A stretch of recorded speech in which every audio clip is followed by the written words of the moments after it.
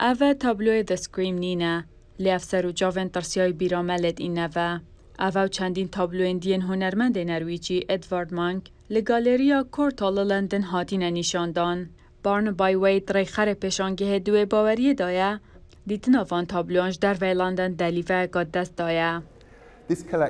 اف کوما تابلوین مونک یا برگن یک جه مزنترین کومن خباتاوی لهر جه جیهانیه لدر و اسکندناویای به توایی نهاتیه دیتن جبر وی که در فتا دیتن اویل لندن به هم پایه. پیشانگه 18 تابلوین همه جورن هنرمند ادوارد مانک جموزخانا کد لبرگن کره گرینه. هر وسا پیشانگه جه تابلوین وین دست بگید ودگرنه و بو سال 1808 آن دست بگید دماکو هشتا شواز سروشتی بکارت اینان.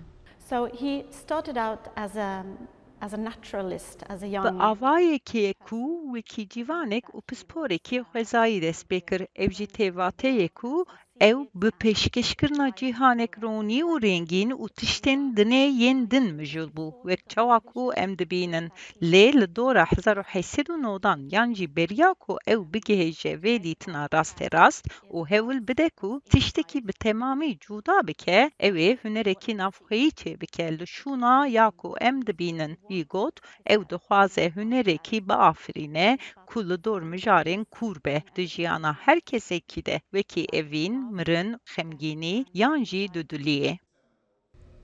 مانک برای بازا خوی ناسایی برنیاسه به بکار اینا نارنگان و شواز نوید کارید هنراوی جدا بکد.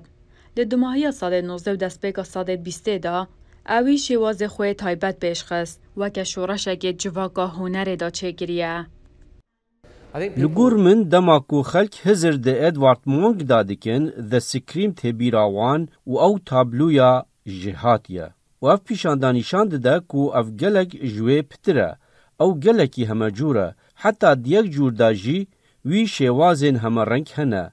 هند هنه دزلالنو و هند هنه جی پر ریالیستیکن. هون تدگین کو وی شوازه که جور بجور هیا لهجی آستن خموکیه ده تابلوی نوی دادیارن.